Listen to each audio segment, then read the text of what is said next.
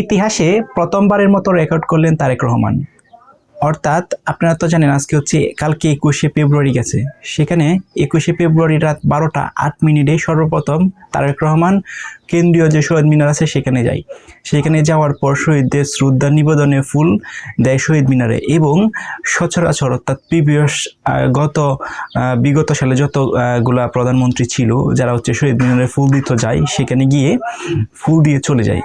কিন্তু এবার একটা ভিন্ন ঘটনা ঘটছে, সেটা হচ্ছে তারেক রহমান ফুল দেওয়ার পর সেখান থেকে সেই স্থানটা ত্যাগ না করে তার যে মন্ত্রিসভা আছে মন্ত্রিসভার উদ্দেশ্য করে এবং তার যে সহপাঠী আছে তাদেরকে উদ্দেশ্য করে আবার ফুল দেয় এবং এরপরে সেখানে শহীদদের আত্মার মাগফিরাতের জন্য দোয়া এবং মোনাজাত করে। এখন ফুল দেওয়া তো একটা স্বাভাবিক বিষয়, কিন্তু এই যে দোয়া করা এটা যে কতটা গুরুত্বপূর্ণ মুসলিম হিসাবে সেটা কিন্তু অনেকে রিয়েলাইজ করার পরেও কিন্তু কেউই এরকম করে না, দোয়া করে না, সবাই শুধু ফুল দিয়ে কিন্তু স্থানটা ত্যাগ করে অর্থাৎ চলে যায়। সেখানে তারেক রহমান সর্বপ্রথম রেকর্ড করলো, উনি হচ্ছে ফুল দিচ্ছে এবং ফুল দেওয়ার পর সেখানে হচ্ছে যে শহীদ যারা আছে যারা মৃত্যুবরণ করছেন 1971 সালে 1952 সালে তাদের প্রতি তাদের আত্মা মাগফিরাত কামনার জন্য দোয়া পাঠ করে এবং এই যে দোয়াটা যেন পড়ে সেখানে ঢাকা বিশ্ববিদ্যালয়ের একজন হুজুরে এই দোয়াটা সম্পূর্ণ করে। এখন এই যে উনি দোয়াটা করছে এটা কিন্তু একটা ভালো বিষয়, কারণ সাধারণ মানুষের মনে কিন্তু একটা আনন্দের বিষয় হয়েছে, কারণ দোয়া করাটা কিন্তু একটা ভালো বিষয়। এখন তারেক রহমানের যে অ্যাক্টিভিটিসগুলো আছে আপনারা যদি একটু লক্ষ্য করে দেখেন, উনি প্রধানমন্ত্রী হওয়ার পর যেন তার ভিআইপি প্রোটোকল আছে, প্রোটোকল কি, যে রাস্তায় যে সময় চলাচল করবে তখন হচ্ছে যানজটের কারণে অন্য যে গাড়িগুলো আছে সেগুলোকে বন্ধ রাখতে, অর্থাৎ রাস্তাটাকে ব্লক রাখা হয়, ভিআইপি মুভমেন্ট যেটাকে বলা হয়।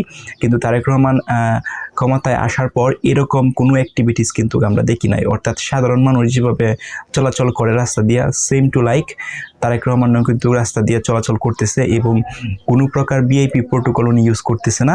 ইভেন শুধুমাত্র তার যে গাড়ি বহর আছে সেই গাড়ি বহর সংখ্যাও কিন্তু অনেক কমিয়ে দিয়েছে, লাইক 4টা বা 5টা গাড়ি বহর এবং তার যে নিরাপত্তা প্রহরী যারা আছে তাদেরকে নিয়ে কিন্তু মানে মুহূর্তের মধ্যে রাস্তা দিয়ে চলে যাচ্ছে। আপনি চিন্তা করে দেখেন, আপনি রাস্তা দিয়ে যাচ্ছেন যানবাহন দিয়ে, আপনার পাশ দিয়ে একটা দেশের প্রধানমন্ত্রী চলে যাচ্ছে, আপনি টেরও পাচ্ছেন না, কোনো ভিআইপি কোনো প্রোটোকল নাই। বিষয়টা মানুষের মনে খুবই জায়গা করে নিচ্ছে। সো তারেক রহমানের এই যে অ্যাক্টিভিটিসগুলো আছে এরকম অ্যাক্টিভিটিসগুলো ধরে রাখে তাহলে ইনশাল্লাহ বাংলাদেশ আরও সামনের দিকে এগিয়ে যাবে এবং সাধারণ মানুষের মনে কিন্তু উনি জায়গা করে নিবে, অলরেডি জায়গা করে নিচ্ছে। তার এই যে কর্মকাণ্ডগুলো আছে, ইভেন সরকারি যে গাড়ি আছে এই গাড়িগুলোও কিন্তু উনি ইউজ করতেছে না, ইনি ইউজ করতেছে হচ্ছে তার নিজস্ব ব্যক্তিগত গাড়ি সেখানে ইউজ করতেছে।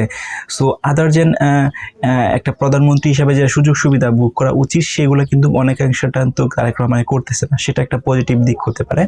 সো সবচেয়ে বেশি পজিটিভ দিক যেটা সারা বাংলাদেশের মানুষের মনে একটা জায়গা করে নিয়েছে, গতকালে শহীদদের আত্মার মাগফিরাত কামনার জন্য উনি দোয়া করে এবং হচ্ছে শহীদ মিনারে ফুল দেওয়ার পর দোয়া করে এখানে অপেক্ষা করে কিছুক্ষণ, এটা কিন্তু সাধারণ মানুষের মাঝে জায়গা করে নিয়েছে। সো আপনার কাছে বিষয়টা কি মনে হয় কমেন্ট করে জানান।